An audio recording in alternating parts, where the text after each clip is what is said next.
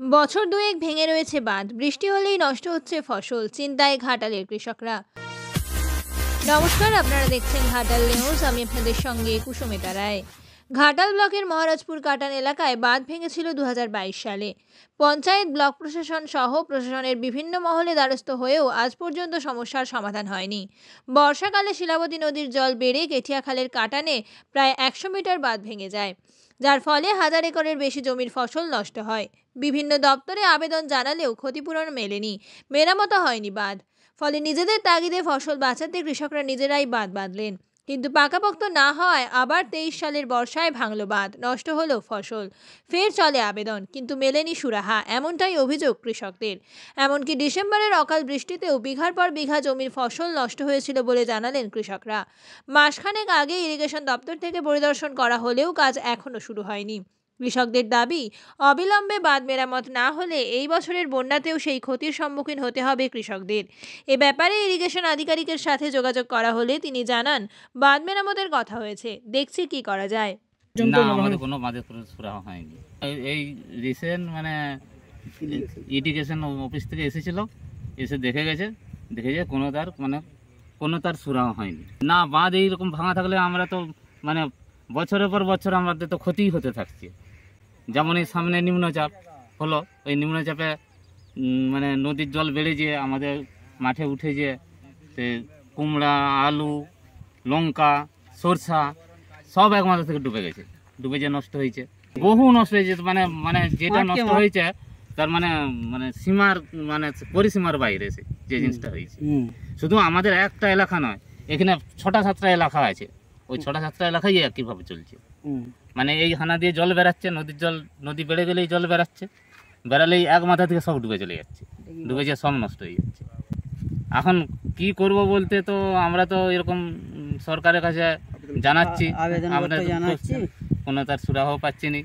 এবং আমরা একটা ঠিক করেছিলাম কিছুদিন আগে, কিংবা এখনও একটা মনস্থির আছে যে সরকার তো কিছু করলেই নি, আমরা চাষি মিলে যদি কিছু করতে পারি। জিসিবি দিয়ে বাঁধার লাইন করা হচ্ছে, সরকার সরকারকে খুবই প্রয়োজনীয়। সরকার যাতে পরিষ্কারভাবে বাঁধে দেয়, চাষিদের সবজি ধান চাষের সুবিধা করে দেয়, এইটাই সরকারের সবচেয়ে বড় জিনিস, ভালো জিনিস হবে। হ্যাঁ, বছরকে বছর এরকম ভাঙতে হচ্ছে, ফসল নষ্ট হচ্ছে। হ্যাঁ, শুধু কি একটা গ্রাম তো নয়, 6-7টা গ্রাম। হ্যাঁ, একটা এরিয়াকে মাঠকে মাঠ, একটা ফসলের কোনো নির্দিষ্ট এক দানা পাওয়া যাচ্ছে না। বর্ষাকাল এলেই এই জিনিসটা হচ্ছে, মাঠ ধান রুয়া হয়ে যাচ্ছে। বৃষ্টি হলেই জল আমাদের বাঁধটা ভাঙা আছে, এবার নিম্নচাপ হয়ে গেলেই তখন আবার সেই একই ভাব, ফসলকে ফসল শেষ হয়ে যাচ্ছে, মাসকে মাস শেষ, একবারে নিঃশেষ। ক্ষতিপূরণের আবেদন জানিয়েও আমাদের সরকার পক্ষ থেকে কোনো সুরাহা করেনি। এটা 22 সালে বাঁধটা ভাঙে, বন্যার জন্য বন্যার চাপে ভেঙেছে। ভাঙার পরে জলের চাপে ভাঙার পরে এই যে মোটামুটি 150-200 বিঘা 150-200 একর জমি ফসল নষ্ট, 1,500 বেশি নষ্ট হয়েছে। আমরা অনেকবার ওর দিকে বলেছি, বা উপর থেকে বলেছে অঞ্চলে ভিডিও অফিসে। ওর দিকে একটার নাম কাটান খাল, কেঠোর অংশ হচ্ছে কাটান খাল। বন্যার জল এসে বাঁধরা ধান রুয়া হয়েছিল, বর্ষাকালে ধান রুয়া হয়েছিল। তারপরে এই ধান নষ্ট হয়ে যাওয়ার, কি ধান ওটা আম্রপালি ধান, বর্ষায় আম্রপালি ধান। তারপর আম্রপালি ডাঙাগুলো না 1010, তারপরে সব নষ্ট হয়ে যায়। তারপর আপনারা কি করলেন? আমরা এবারে চাষি মিলে সে বছর আর কিছু করা জানি, সে তো ভাঙাই রয়ে গেছে। সরকারিভাবে আমরা কাজ করানোর জন্য অঞ্চল ভিডিও অফিসে দরখাস্ত দেওয়া হলো, লিখিত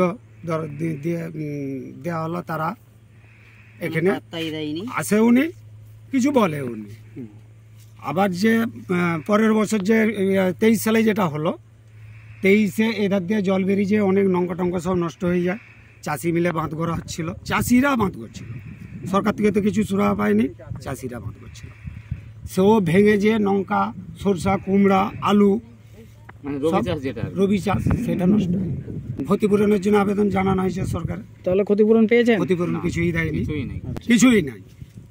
না থাকার জন্য এবারে চাষি মিলে আবার বাঁধ করে করা হচ্ছিল, করতে করতে জল বাড়ছে, বাঁধও মাটি ফেলা হচ্ছে, জলও বাড়ছে, সে বাঁধ আবার ভেঙে যাওয়ার পর আবার পুনরায় বিডিও অফিসে বা আমাদের অঞ্চলে দরখাস্ত দেওয়া হয়েছে, তারা কোনো কিছু এর সুরাহ করেনি।